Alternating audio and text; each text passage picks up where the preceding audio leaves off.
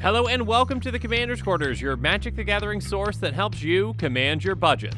This show and episodes like this one are possible thanks to viewers like you. If you're looking for an easy way to help support this show, make sure that you like, share, and subscribe. Also, hit that bell notification icon so you don't miss any new episodes. You can also go check out our playmats and other merchandise at thecommandersquarters.com. Another easy way to support this show is with our TCG Player affiliate links. So whether you're buying a deck or individual cards, you can use this general link right here or one in the description. And the final way that you can support this show is by supporting us directly by becoming a patron. There are many benefits to being a patron, and I truly couldn't do this without all their support.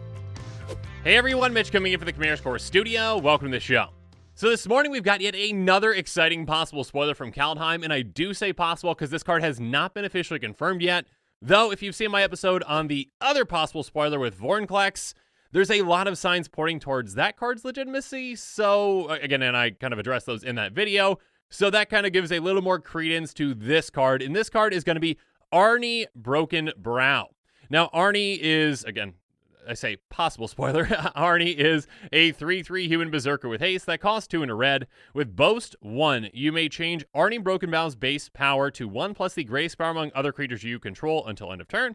Activate this ability only if this creature attacked this turn and only once each turn. So again, a possible spoiler. Again, this is on Reddit. This is just a picture of a card, but it looks pretty legitimate to me. And again, the other card, I talked about kind of why that one is probably legitimate in the other video, so go and check that one out. But now I'm just going to basically talk about if this card is legitimate, how I would build around Arni Brokenbrow. And Arni actually has some pretty fantastic flavor text as well that really matches the picture. I headbutted a troll and won, and that very much seems what Arni wants to do. Just swing, attack, and hit hard. So let's talk about, again, here's a slight little mock-up that I made of Arni, so my apologies if the text is a little bit off, just trying to get that out there. But basically, the way that I would build around this deck is trying to get really powerful creatures out that either kind of build throughout the game or they can be powerful for a turn. So some cards that came to mind immediately were Taurian Mauler, Hamletback, Goliath, and Beast of Burden. Taurian Mauler is a 2/2 with Changeling, which isn't really that relevant for this deck. Whenever an opponent casts a spell, you may put a +1 counter on Taurian Mauler. So this obviously grows your Taurian Mauler. Again, it just costs 3 mana to get out, which is huge. It grows throughout the game.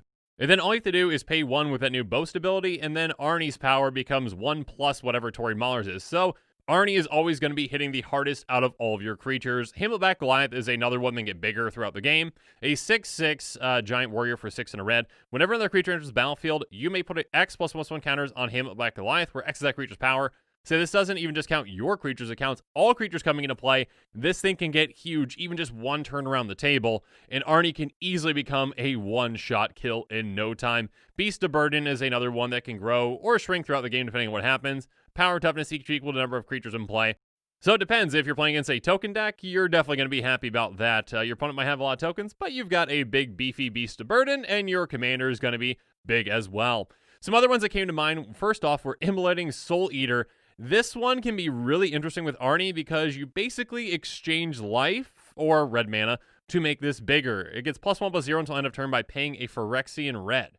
So, I mean, depending on how much life you have, you can just dump a ton of life into this, get it huge, and then Arni's power is also going to be big as well. So essentially, you know, if you only get one opponent left, you can just pay a ton of life if you've got life left to try to get Arni to the point where it can just one-shot that opponent or whatnot. Malignus is another one that can be huge. Malignus' power toughness are each equal to half the highest life total among your opponents rounded up. So if one of your opponent's life totals is 40, this thing is a 20/20. And then Arni is obviously hitting for 21. So that is going to be death for one of your opponent's commander damage. Again, and that is the highest life total among your opponents. So even if someone's low, yeah, this still just counts whatever one is the highest. So that can be a fantastic way to finish your opponents off. You also might want to use a card like Unleash Fury that doubles up the power of target creature until end of turn. Obviously, you can just cast this on whatever that big creature is, because Arni is going to get the benefit as well. So yeah, you're basically doubling up the power there for both of them. You're getting kind of double the value out of this card. Some other ways to double up the amount of damage that you're doing, obviously, is Double Strike. So cards like Fire Shrieker and Berserker's Onslaught can be considered as well. Obviously, again, you just need to get Arni up to 11 power, and then you double strike, and that is a one-shot kill, essentially. So that should not be hard for a deck like this with some of those creatures that we were talking about earlier. But basically, yeah, Fire Shrieker is just going to be just for Arni. Berserker's Onslaught is for all your attacking creatures that you control have double strike. So yeah, there are other enchantment kind of effects out there that give your team double strike. But yeah, definitely consider cards like that when it comes to hitting your opponents and taking them out really quickly with your commander or with other creatures as well. Next up, let's talk about some ways to get Arni through. Whisper Soak Cloak is one of the probably best ways that you can do. It says equipped creature can't be blocked and has shrouds, so this protects Arni at the same time as allowing it to get through.